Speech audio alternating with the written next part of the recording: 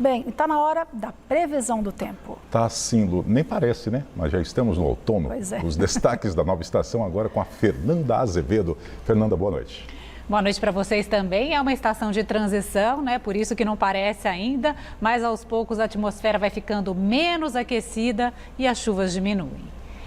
Mas não há previsão para que isso ocorra tão rápido. Segundo o Instituto Nacional de Meteorologia, o outono no estado de São Paulo deve ter temperaturas até um pouco mais altas que a média. E com a atmosfera aquecida e o início da entrada das frentes frias, deve chover um pouco mais que a média nos próximos 3 meses. Inclusive, amanhã tem alerta de perigo para chuvas muito volumosas nessas regiões que estão aqui em vermelho no mapa, justamente por causa da entrada dessa frente fria. E esse alerta para temporais segue até domingo. Entre o litoral norte de São Paulo e o estado do Rio de Janeiro, são esperados acumulados de mais de 300 milímetros. Na capital paulista, amanhã, temporal vem à tarde, mas ainda vai fazer bastante calor, máxima de 34 graus. Na sexta, a chuva diminui e a máxima despenca para 22 graus e fica assim também no sábado.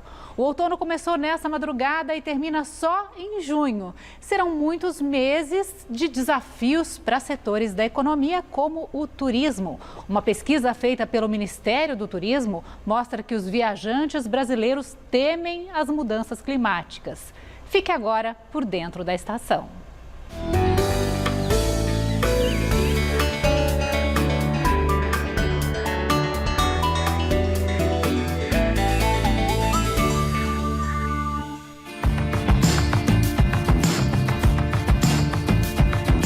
Na vinícola do Carlos Sanabria, em Bento Gonçalves, Rio Grande do Sul, as mudanças climáticas dos últimos anos afetaram a produção de vinhos e o comportamento do turista, que busca experiências gastronômicas.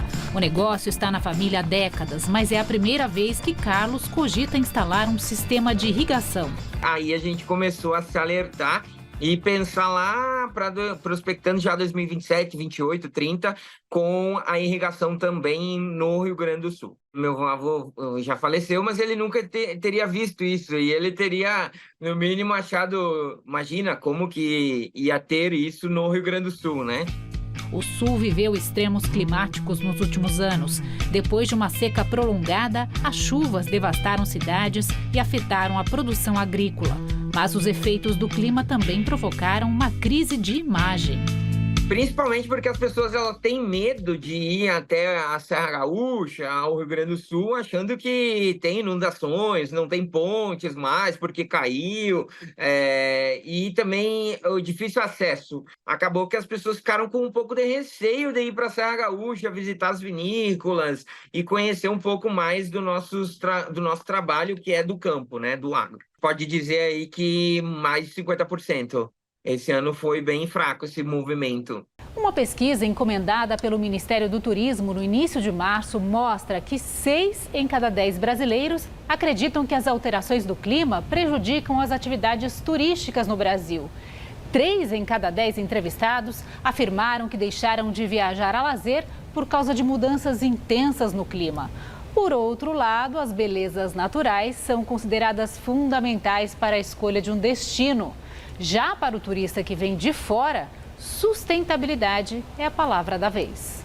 É impossível a gente imaginar alguns países pensando em visitar o Brasil se não tivermos a sustentabilidade no primeiro plano, né, na classe executiva, né, de qualquer política de turismo brasileiro. Para o presidente da Embratur, a Agência Brasileira de Promoção Internacional dos Destinos do país, são questões que estão conectadas. A gente tem que estar muito atento a qual Brasil você está promovendo e que Brasil a gente quer viver. Porque não tem 2 Brasis, né? Não tem um Brasil para o turista e outro Brasil para o brasileiro. O Brasil tem que ser sustentável porque alguém vem nos visitar e exige isso, e porque a nossa vida também exige isso. O outono é a estação de redução das chuvas e a busca por destinos mais ligados ao frio voltam a ganhar destaque. Mas as temperaturas ainda devem ficar altas por um tempo e a explicação vem de longe.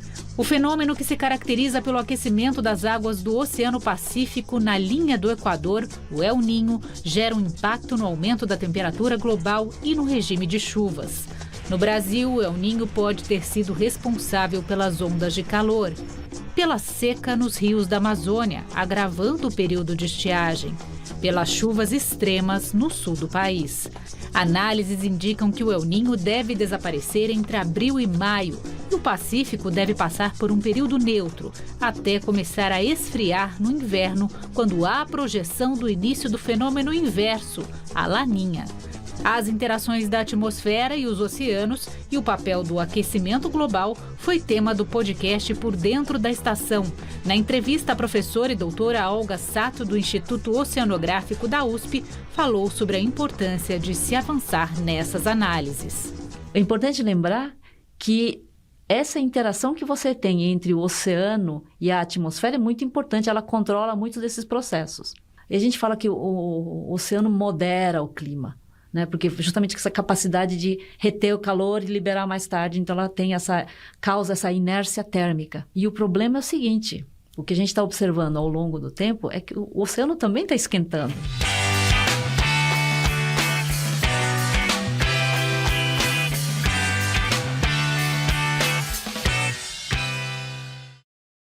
E a entrevista completa com a professora Olga Sato no podcast Por Dentro da Estação está no ar no YouTube do Jornal da Gazeta e nas principais plataformas de áudio.